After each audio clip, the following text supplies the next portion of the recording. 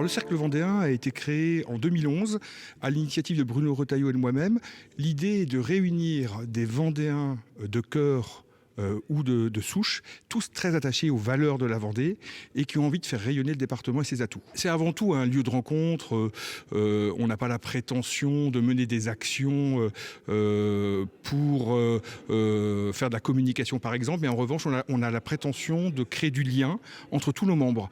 Et donc nous avons organisé une quarantaine d'événements, dîners, débats, tous avec des intervenants de renom, des sportifs de haut niveau, des hauts fonctionnaires, des grands patrons, des journalistes.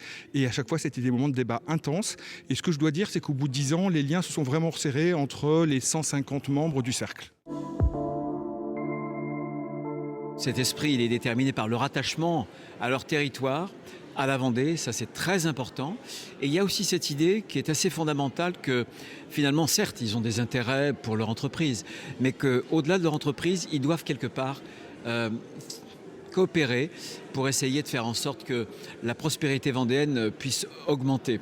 Et c'est ce double attachement, l'attachement aux intérêts vendéens comme à leur propre intérêt, l'intérêt de l'entreprise, qui fait finalement des chefs d'entreprise vendéens des êtres un peu particuliers. Je trouve que c'est intéressant que les Vendéens se retrouvent à Paris, qui est quand même la ville principale de notre beau pays, et qui puissent créer des liens et qui puissent incarner leur solidarité vendéenne, alors qu'ils ont bien sûr localement, mais qui puissent la faire rayonner dans la capitale et même au-delà. Je trouve ça très intéressant. Il y a tellement de départements qui ont leur cercle, ça manquait pour la Vendée, parce qu'on est une famille, on est des gens avec des parcours très différents, avec des superbes réussites, et je pense que c'est bien de temps en temps de se rassembler, d'échanger. Actuellement, il y a ce qu'on appelle un leadership des grandes métropoles. Vous avez Nantes, vous avez Bordeaux, vous avez Marseille, Paris bien sûr.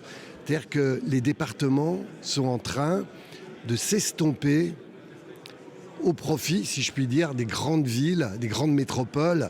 Il y en a 22 en France qui prennent de l'ampleur. Partout, sauf en Vendée. Parce qu'en Vendée, ce n'est pas les métropoles, c'est le département lui-même qui a sa propre identité. On parle de la Vendée. Et c'est le seul cas en France où il y a une identité aussi importante de ce département. Ça mérite d'être souligné, je crois.